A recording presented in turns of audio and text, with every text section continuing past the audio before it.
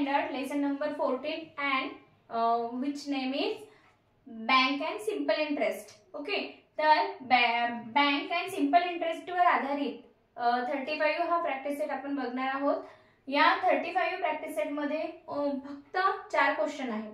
Okay, तर याच्यामध्ये interest काढायचा आहे. सिंपल इंटरेस्टचा फॉर्म्युला यूज करून आपण आपल्याला दिलेल्या माहितीवरून इंटरेस्ट, त्यानंतर अमाउंट, त्यानंतर प्रिन्सिपल, काहीही जे काढायचं असेल ते आपण काढू शकतो.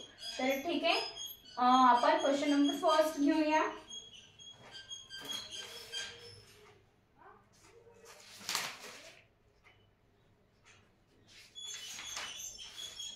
क्वेश्चन नंबर फर्स्ट आहे,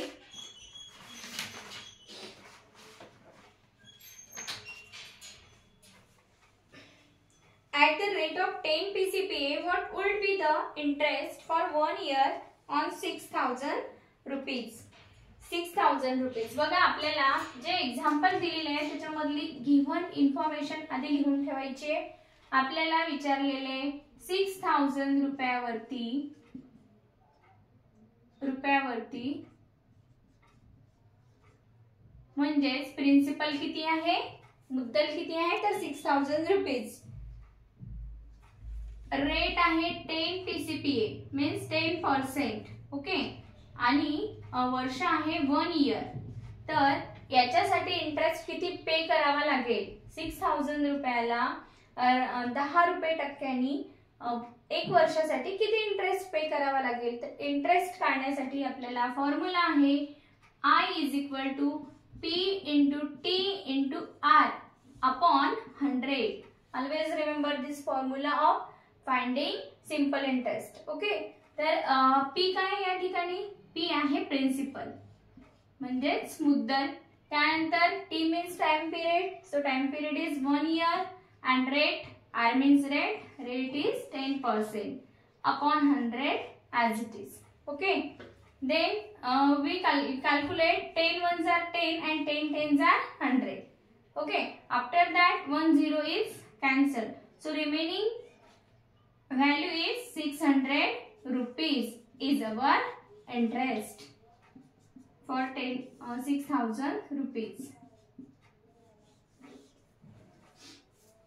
बघा, अशा प्रकारे आपला जो इंटरेस्ट आलेला आहे 600 रुपीज आलेला आहे. आणि वर्ड मध्ये तो लिहायचा कसा? तर क्वेश्चन मध्ये विचारल्याप्रमाणे 600 rupees would be the interest for, so 600 rupees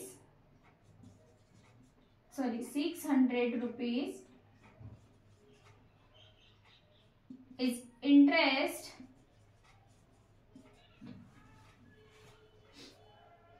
could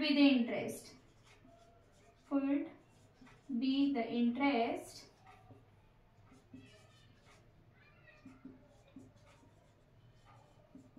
on 6,000 rupees by 10%. Okay, जसं क्वेश्चन मध्ये आपल्याला विचारलेलं आहे त्याप्रमाणेच वर्ड मध्ये उत्तर सुद्धा राईट डाऊन करायचं आहे. असा हा पहिला क्वेश्चन. ओके, व्यवस्थितपणे राईट डाऊन करायचा, समजून घ्यायचा, आणि लगेचच आपण सेकंड क्वेश्चन सुद्धा बघणार आहे. याप्रमाणे जर का क्वेश्चन खूप सारे सॉल्व्ह केले तर जो इंटरेस्टचा टॉपिक आहे तो तुमचा क्लिअर होईल. आणि 7th स्टँडर्ड मध्ये याच्यापेक्षा थोडं व्हास्ट आहे. तर हे जर बेसिक तुम्हाला व्यवस्थितपणे समजलं तर ते समजण्यासाठी अतिशय सोपं जाईल. ओके, तर वेळ न घालवता लगेच आपण नेक्स्ट क्वेश्चन घेऊया. नेक्स्ट क्वेश्चन आहे, महेश डिपॉझिटेड मीन्स प्रिन्सिपल. महेशनी डिपॉझिट केलेले, गिव्हन इन्फॉर्मेशन लिहून घ्यायची आधी. 8,650 रुपीज डिपॉझिट केलेल्या बँकेमध्ये ठेवलेले आहेत. आणि कोणत्या रेटनी ठेवलेले आहे? त्याचा रेट आहे 6 PCPA means % per annum means दर साल, दर शेकडा. त्यानंतर माहिती अजून दिलेली आहे आपल्याला 1 इयर. टाइम पिरियड किती आहे? 1 इयर. सो आपल्याला या ठिकाणी सुद्धा काय काढायचं आहे बघा. Mahesh deposited ₹8,650 in a bank at a rate of 6 PCPA. How much money will he get at the end of the year in all? आणि जर का 8,650 रुपीज बँक मध्ये डिपॉझिट केलेले आहे आणि त्याला बँक ही 6% काय देते, 6%नी हे देते, त्याच्यावरती इंटरेस्ट देते आहे रेटनी, आणि किती वर्ष ठेवलेले आहेत, 1 इयर ठेवलेले आहेत. तर एका वर्षानंतर बँक ही महेशला किती रुपये परत करेल हे आपल्याला फाइंड आउट करायचंय. बघा आपल्याला फर्स्ट ऑफ ऑल काय काढायचंय, इंटरेस्ट, की त्याच्यावरती इंटरेस्ट किती मिळेल त्याला बँकेकडून, आणि इंटरेस्ट मिळाल्याच्या नंतर या इंटरेस्ट मध्ये अजून ही जी प्रिन्सिपल आहे ती ऍड केल्यानंतर म्हणजे टोटल अमाउंट महेशला किती मिळेल हे आपल्याला फाइंड आउट करायचं आहे. सो आपण आय मीन्स फॉर्म्युला लिहिणार P into T into R upon 100. So after putting the value of this formula, in this formula P is equal to 8650, T is equal to 1 and R is equal to 6 and upon 100 as it is. So जेव्हा calculate करतो आपण त्यावेळेला 0 0 काय होतो, cut होतो, 1 1 0. इथे 2 3 are 6, 2 5 are 10. So 2 नी आपण याला दोघांना कट केलं. आता 5 राहिला, 5 1 are 5. याला सुद्धा डिवाइड करू शकतो 5 नी, युनिट प्लेसला 5 असल्यामुळे. सो 5 1 are 5, 3 राहिले, 5 7 are 35 and 5 3 are 50. ओके, इथं 1 राहिला तर. सो आन्सर किती आला या ठिकाणी, 173 इंटू हा 3. So answer will be 3 3s are 9, 3 7s are 21, carry गेले 2, 3 1s are 3 आणि हा 2 519. 519 is interest, 519 is interest.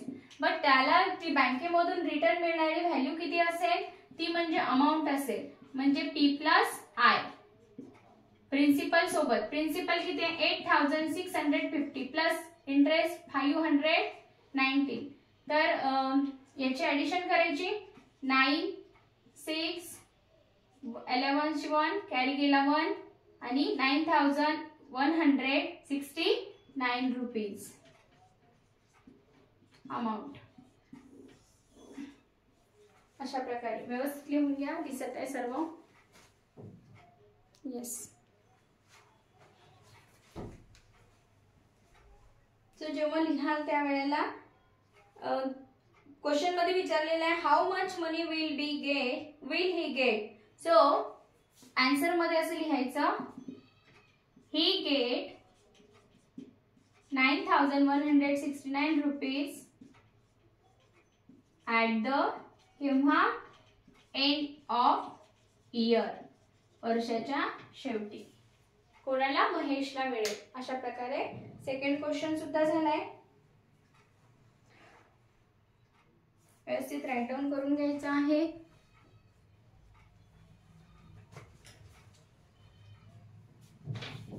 आता थर्ड क्वेश्चन आपण बघूया. थर्ड क्वेश्चन सुद्धा इझी आहे. थर्ड क्वेश्चन मध्ये सुद्धा आपल्याला काय काढायचं आहे बघा, अहमद चाचा बोरो. आता या ठिकाणी काय केलंय, डिपॉझिट न करता बोरो केलेले आहे. बोरो करणे म्हणजे सुद्धा ती पण प्रिन्सिपलच होते.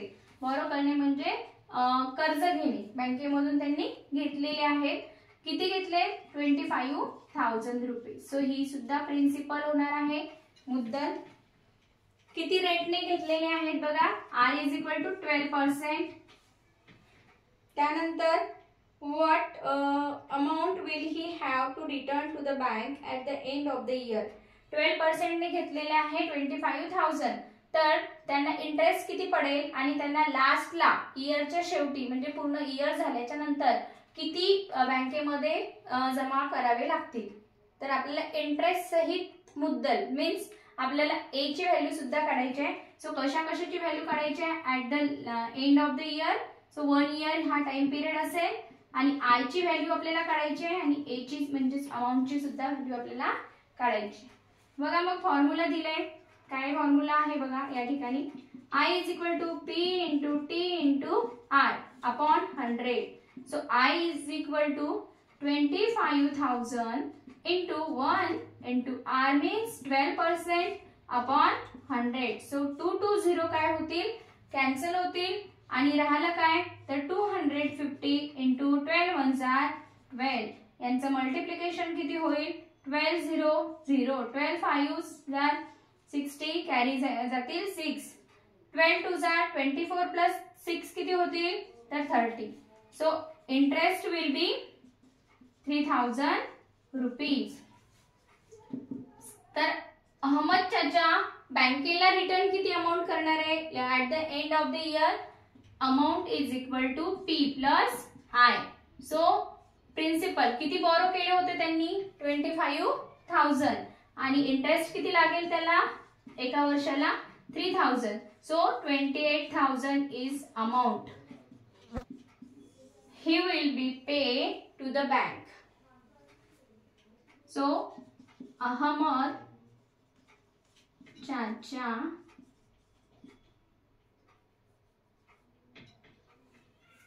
क्वेश्चन वरून लिहायचं return 28,000 rupees to the bank.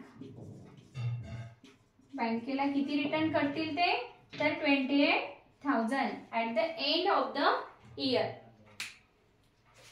दिसत आहे व्यवस्थित ओके. 28,000 हा क्वेश्चन नंबर किती आहे तर 3 आहे बघा.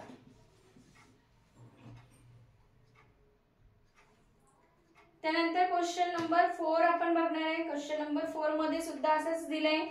किसन राव wanted to make a pond in his field. He borrowed rupees 35,250 from a bank at an interest rate of 6 PCPA. How much interest will he have to pay to the bank at end of the year? So याचप्रमाणे आपल्याला given information लिहून घ्यायची आहे आणि त्याच्यावरून आपण amount किती पे करतील बँकेमध्ये तर ते आपल्याला फाइंड आउट करायचं. Question number 4. Kisanrao wanted to make a pond म्हणजे एक तळं बनवायचंय त्यांना त्यांच्या फील्डमध्ये. तर त्यांनी बोरो केलेले आहेत म्हणजेच कर्ज घेतलेले आहे बँकेकडून. किती कर्ज घेतलेले आहे बघा 35,250 रुपीज एवढं कर्ज घेतलेलं आहे आणि त्याला रेट आहे 6% अँड किती वर्षाला तर एंड ऑफ द इयर म्हटलं म्हणजेच 1 इयर साठीच फक्त. तर ते रिटर्न किती करतील बँकेला हे आपल्याला फाइंड आउट करायचं आहे. तर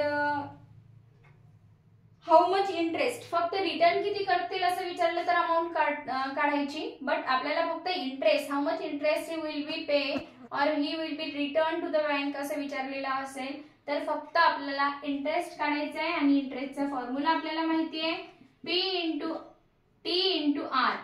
T into R upon 100. So PTR upon 100 असं लक्षात ठेवायचं. P ची व्हॅल्यू दिलेली आहे 35,250, T दिलेली आहे 1 आणि R दिलेली आहे 6 अपॉन 100. सो 1 1 0 काय होईल कट होईल.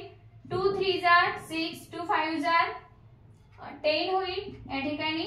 परत 5 1 जार 5, 5 7 जार 35 इथं 0 परत 5 5 जार 25. सो 705 इंटू हा 3 मल्टिप्लिकेशनला 3 5 जार 15 कॅरी गेला 1 3 0 0 आणि हा 1 वर खाली लिहायचा 3 7 जार 21.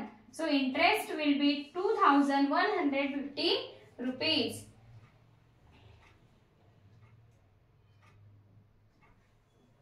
So answer मध्ये लिहायचं. So he will have to pay 2,150 rupees to the bank. Okay. अशा प्रकारे 4ही क्वेश्चन झालेले आहे. व्यवस्थितपणे लिहून घ्यायचे आहे आणि प्रॅक्टिस करायची आहे. थँक्यू.